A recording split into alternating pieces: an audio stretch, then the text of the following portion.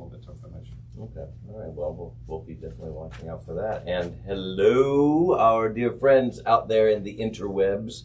My name is Don Farrell. I'm one of the co-founders of Actors Theater of Indiana. Thank you for spending some of your lunch break with ATI with our podcast today. Today, I'm very excited. I've been looking forward to this for a very long time. My dear, dear friend, Jeff McDermott, who is the president and CEO, the big man in the big house over across the street at the Palladium and the Center for the Performing Arts. He's the president and CEO of the center and ended up with the song. And the Great American Songbook Foundation as well. Both organizations. So welcome to ATI. Great to be here. And we're thrilled for you to be able to share and for us to just spend a little bit of time talking. And this guy is amazing in everything that he has done. Whether it's being an attorney, whether it's leading a major arts organizations through the pandemic and everything, and just coming out even stronger after the pandemic, and even during the pandemic, you guys were doing stuff as well.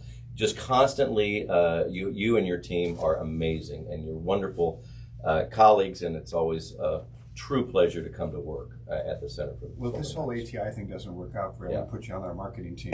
Maybe my personal marketing team. All right, good. So, yeah, or just call you up anytime I need a little lift. Perfect. That all sounded pretty good to me. So you went to, I have here that you went to Purdue, yes? I went to Purdue University. I started at SMU. SMU. In Dallas as a baseball player. Baseball. And What position? Pitcher. Pitcher. And What did you have? What was your favorite pitch? Well, Were you in a high school was knuckleballer? in high school it was a fastball because I could throw that by anybody. And then you go to college and you realize they can all hit your fastball. Oh. So slider, pretty good slider back then. But long story short, I spent a year at SMU, had a great experience, played in the old Southwest Conference, which doesn't exist anymore, but great schools, Texas and Texas A&M and Houston and Baylor and Rice. And at the end of our baseball season, they let us know that they were discontinuing the baseball program. Oh. And I'm quick to say it wasn't my fault. I didn't do it. But so we all had the opportunity to transfer out or stay there, but we wouldn't have a baseball team. And I went to college to be a baseball player in my mind. So I transferred to Purdue, which had been a second choice for me, and had a great experience there. And played there for a couple of years and had some arm problems and was looking at redshirting and maybe some surgery. The rotator cuff stuff? Yeah, or just graduating on time and moving on. Yeah. I was a political science major, so that meant I had no skills. So I took the LSAT and did well on that and went off to law school, and the rest was history. So the baseball career turned into a legal career. Baseball to legal to running a major arts organization. Yeah, that's just. Did you find the baseball career has helped influence you as a leader of an arts organization? Probably all those experiences help build up to everything we are, right? Sure. So teamwork was definitely part of baseball. As a pitcher, and I guess as you got older within a team, some leadership and things like that, through osmosis, it just happens. And I don't think I sit here today and think, as a baseball player, I learned to treat people this way or to manage something this way. But I think it all is sort of building blocks. Sure. Yeah. Absolutely. And you've got a great team there at the We have center. a phenomenal team. Yeah. Really do. Exciting things happening there. Great creative people. And I would say that's a big difference from going from a law firm to an arts organization. Great people in my law firm also. The lawyers think differently than arts people. I always tell people as a lawyer and working with lawyers, they think like this, here's the problem, here's the solution. With arts people, they think 360 all the time. They're very creative and they think about things that might be outside the box, probably more than lawyers do. And that's really been a lot of fun to be exposed to that. So. And what drew you towards the arts from Krieg DeVault? I mean, how does that? Pure happenstance. It started in 2010 when the Palladium was being built. And I was approached by Mayor Brainerd, who asked me, I at that time was leading our firm's Carmel office. So we had opened a Carmel office and around 2001 or so. Mm-hmm. I was leading that office, and I was part of the firm's overall management team. The mayor asked me if I'd like to get on the board of the center. They were forming a new board to run this place. And I had rolled off of the St. Vincent Foundation board that I'd been on for about 12 years, and I'd chaired it for a few years. Was looking for something new and different to do. The arts weren't necessarily on my radar, but No. and I remember saying to Mayor Brainerd, I'm not an arts person, and his reaction was, we don't need arts people on the board. We need some business people, some people who have a vision for the city. And I lived in Carmel, I worked in Carmel, and I thought, you know what, I'm excited as a resident of Carmel for what we're doing here. So Mm-hmm. I went on the board with no arts experience, and frankly never expecting to love it as much as I did, almost from the beginning. Mm-hmm. I mean, the people I met, the other board members who were really engaged in the mission, the staff who were really engaged in the mission, the shows, the educational opportunities, just really resonated with me. So I got more and more involved as a board member, to the point where, well, I actually then also became the chairman of the Great American Songbook Foundation board. So I was on both boards. I was legal counsel to both boards. I was on the executive committee of both boards. I was on some other committees, and just, I think, at a point where my firm was wondering, where's Jeff? Because I was spending all my time over here. And then in 2016, our prior CEO, Tanya Castrovilli-Moskalenko, who'd been with us for 4 years, announced that she was taking a new position up in Chicago. I had just settled, I was a litigator with my firm. I just settled a major piece of litigation. We were on the second day of jury selection for a case that was supposed to go for 2 months. And it settled at 2 a.m. I went up to my little lake place up in Northeast Indiana to just decompress after preparing for all that, and now all of a sudden, we're not doing it. Mm-hmm. And I got a call from Tanya. She asked to meet with me and our other board chair, Eric Payne. She met with us briefly at breakfast. She actually never sat down. She came and said, "You're probably wondering why I asked you here. I'm taking a new position up in Chicago with Roosevelt University. I know you got a lot to talk about, and so I'm gonna let you guys talk, and I'll see you later." Wow. It was about that short and sweet. So I remember Eric had just become the board chair of the Centers Board 2 weeks earlier. Mm-hmm. So this was something like July 16th of 2016. I remember turning to Eric and I said, "Nice job. You're in this position 2 weeks, and you just ran off our board, our CEO." But we sat down. Eric's a great guy and a great friend, and we just started, working the problem. Okay, what do we need to do? We need to talk to our board. We need to talk to the staff. We need to form a search committee. We need to handle the media. And as we were having breakfast, he said, "Would you want to be the interim CEO for a while?" And I said, "Again, what do I know about running a performing arts center? I'm not an arts person." And he said, "Well, you have 2 months open on your calendar." So those were my credentials for stepping into the job. You've got the time. I was available. You were available. It was just a weird, perfect storm. Yeah. So I started doing it and enjoyed it, and we had some success, and one thing led to another, and I was asked to stay on and made a complete career shift. So. Yeah, it's been wonderful, I think, from all the colleagues that work at the center. As you were taking, because didn't you do like an undercover boss type of thing? Yes. I did. Do you guys watch that television show? Isn't that a great show? Just to be able to find out the insides workings of what's happening with Philip over there shrugging. Not so much, no. The inner workings of an arts organization or whatever business it is. So talk a little bit about what was that experience like? Sure. Well, I came in and I thought, I've been in management with my firm for a bunch of years, so I understood certain things. I understood budgets. I understood HR. I actually understood marketing because we had marketing people in our firm. It was different kinds of marketing, but I didn't know the first thing about production. Mm-hmm.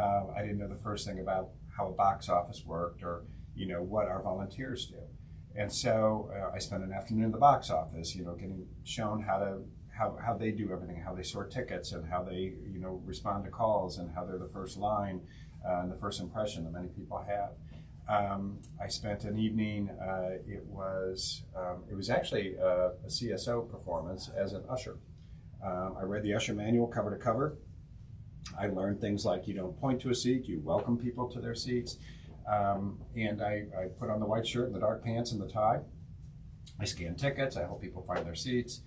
It was terrifying because I knew where my seats were, but it's a complicated building. Yeah. And they assigned a mentor to me, and I told her, tell me what to do, boss me around. But what was interesting about that experience is I got to see, we didn't announce that I was going to do this. I just did it. So people, when they're coming in and I'm scanning tickets, some people recognized me, others didn't. I got to see how our volunteers deal with the public and how the public deals with them. And it was enlightening. So out of that, I learned things too. I learned that we have a lot of ushers who, many of them are more senior in their years. They're standing on a hard marble for 4 or 5 hours at a time. We didn't have enough seating for them. We didn't have enough incentives. So we put some programs together to make sure we had more seats for them, to make sure that if they wanted to, they could go in and see part of the show and take turns sitting down and enjoying a performance. We put a point system together so that the more they worked, the more hours they donated, the more opportunities they had to trade in hours for tickets and be patrons themselves. And I think that was really helpful. We had Leanne Rhymes come, and that was really fun. I came to work in jeans and a black shirt, and I joined the production team that day. And they taught me before her crew got there, how to focus the spotlights and how to lay the cable for sound and things like that. They obviously knew who I was, but Leanne Rhymes' people did not.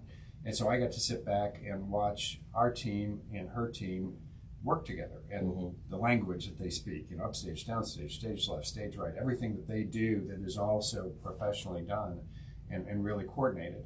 And what was interesting to me is how well the teams worked together and how professional our team was. And I thought to myself that Leanne Rhymes' team, I'm sure, were sitting there thinking, this team at the Palladium is top notch, except for that old guy over there who doesn't have any idea what he's doing. It was fun, though, that night that I came back dressed up a little more to do the stage welcome and we're walking by her production people, and they're looking like, well, why is the old guy who was goofing around and didn't have any idea what cable plugged into what, why is he all dressed up and walking out and doing it? But it was fun. And again, I learned a lot about the things our production team does and some of the challenges they have and the tools that they need to be successful. So yeah, it truly is a collaborative process. There's so many different parts, so many people involved with so many expertise and talents and skills. You've got a huge announcement that's going to be coming up. You can't share any of the titles of the artists that are coming at the center, but talk about when that's going to be, and keep a lookout for when the center makes its big announcement, which is going to be. It will be to the public Tuesday, May 23rd. Tuesday, May 23rd. So keep an eye out. Tuesday, May 23rd. Big announcement of a lot of really exciting events that I'm not privy to at all. It's all in his mind right now, and he's the keeper of the secrets. We're excited about it. We've got a great programming team that's put together, led by Dan Kemmer, and about 9 other people on staff who do all the programming for us. We've got well over 50 shows that we'll be announcing on the 23rd. We're actually going to do a sneak peek on the night of the 22nd at the Tarkington Theater for our donors, corporate partners, and subscribers. So they are all invited to a sneak peek of the lineup of shows for the new season, and then it'll be announced on, through newspapers and local television and on our website on the 23rd. Very exciting. We'll have 50 plus shows announced that day, and then through the season, like we have been over the past number of years, we'll be adding as many as 10 to 15 more through the season. Awesome. What's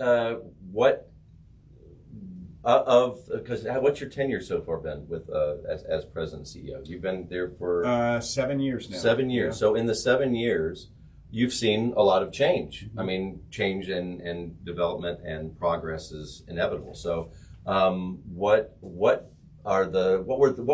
in some of that you found? This was a challenge that we were able to overcome, and look at how great the outside of this was, but taking a challenge and doing that, and then other things like the high. What of those 7 years would be your high? Like, those were really great things. I think we did a couple things at first. I know as a board member, when I came in as the interim, I would say our board, sort of across the board, had some concerns about whether our programming was diverse enough. And by diverse enough, I mean we were very heavy on what I call the mission side. We had great dance and great jazz and great classical. But we weren't really driving some of the other shows that I would call the more commercial shows. And again, I suppose that when I look at my baseball career, one thing I brought from my baseball career playing baseball in college was baseball in college is a non-revenue sport. Unless you've got a basketball program and a football program that are creating a lot of revenue, you're not going to have a men's baseball program and women's softball and women's tennis. And so we started really focusing on some commercial shows, not at the expense of the mission shows. To this day, we still do as many or more mission shows as we've ever done. We just do more shows in total. And so, last night we had Natalie Merchant, a phenomenal artist. There's no question that she is part of the mission and a world-class performer. She's also a commercial artist. We had 1,550 people there. And so it was a revenue positive show for us that will help pay for other performances that may not be as commercially viable, but they're still important performances and artists to bring in. They also pay for a lot of our educational programs. So I think we've really built up our educational programming. I think we've diversified our performance art in a lot of ways. So I'm very proud of all of that. Yeah. And we've done it not at the expense of anything. We've just added to. The educational programming I think is something I'm really excited about. We're adding things all the time. This past year we'll probably serve between 6,500 and 7,000 people on campus with our educational programming, and another 6,000 or 7,000 people virtually. Those numbers are way beyond what we used to be able to do, and I still think it's too much of a well-kept secret that we do this. I still think we suffer from what I call Hoosier humbleness. We don't brag enough about the great things that are happening there. Obviously a lot of people are taking part in it, but I still think that a lot of times people think, well, that's a great place to go and watch a show, and it is. It's also a great place to come and take ukulele classes or stand-up to comedy classes or start-up comedy classes or peanut butter and jam for toddlers or Perfect Harmony for seniors, which is music therapy for seniors with dementia and Alzheimer's. And all those things are happening there, and I think that if there's an area that we need to improve on, it's just making sure that people know more about those types of things. Absolutely. Actually, talk about the Alzheimer's and the dementia. We're doing a reading. We just started rehearsals yesterday for a new play by Emma S. Rund called Rosemary and Thyme. And this is through a partnership with the Carmel Clay Public Library. And the interesting concept of that is it's Rosemary who's making Thanksgiving dinner for her 2 daughters and one who's dating another guy named Michael. And so Act 1, we don't know exactly what's happening. There's something odd. Things are not making sense. And by we get Act 2, we realize, oh, she's got dementia. And so Act 1 is from Rosemary's perspective, and Act 2 is. But I would love to talk to you. We'll talk off after this about some of that, because I'd love to maybe get some of your people in for that, and maybe or somehow. I love the brainstorming that we do. It's always going on between the arts organizations at the Center for the Performing Arts, where whether it's Civic or whether it's the Indiana Wind Symphony or it's the CSO or any of the arts organizations, ATI, and the Center, we are always the dialogue, and sometimes we're not as active with our dialogue, but there's always the openness to collaboration, which is such a beautiful thing about the consortium. I agree. It's a full, it's one canvas, with the center, the songbook, and 6 great resident companies. So, more power to all of us. Yes. Just the more we collaborate, the better we are. So, who's your favorite baseball team? Well, that's a good question. I grew up as a Big Red Machine fan back in the 70s. I could name every player every day on that. I could tell you how many hits Pete Rose had, and how Shotzi was doing, and how many stolen bases Joe Morgan had. When I went off to law school, I went to Notre Dame, and that was back really before ESPN and all those things. And so you got WGN in the law school lounge, and that was big on Chicago Cubs. And actually, when I was 11 years old, I won a contest, and I was a Chicago Cubs bat boy for a day. So, you were? So I have a little bit of allegiance to the Cubs as well. But yes, that was cool. I bet you were pretty ecstatic when they won. It was the World Series. That was like. Well, yeah. You always came close. And never won made against it. the Cleveland Indians, which is where I grew up before moving to Fort Wayne. Oh, really? Yeah. I was born in Cleveland, so I was an Indians fan first, but then became a Reds fan, and then a Cubs fan. So Do you get down to the ballpark here? yeah, Isn't that an amazing minor league ballpark? Best really sports nice. value anywhere. Oh I yeah, think. I love the Indianapolis Indians. Great facility, ballpark. great quality baseball. Just a great experience. Yeah, we should get out and go get a hot dog and watch a game sometime. Let's do it. Yeah. Well, Guy, do you have anything you'd like to share? Anything else about the center that you have that's like, oh, we got to let people know about one this? educational program that's coming up this June is called the Prison Project. It's a brand new project, brand new educational program for us. It is a camp, essentially a summer camp for children with disabilities. Whether it might be Down syndrome or any other sorts of challenges, and it's really exposing these children to musical instruments. We're doing it in partnership with Ball State. Very excited about it. Brand new program for us. We've gotten some very generous grants to make it happen, and excited to launch that one.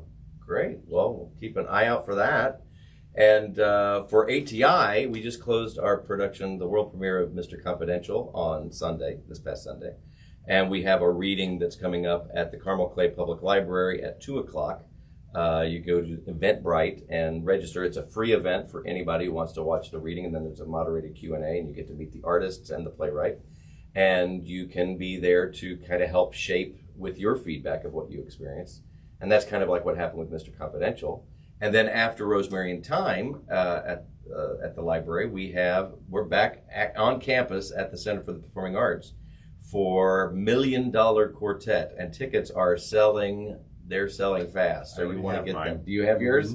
It's going to be a great night. That's June 16th and 17th in the Palladium. We did it once in 2016 in the studio. So successful. We brought it back in June of 2018. It was even more successful. And we thought, okay, now's the time to bring back $1 Million Quartet. Wait till you see what we do with $1 Million Quartet in the Palladium at the Center for the Performing Arts. So till then, you can get tickets 317-843-3800 or visit atistage.org.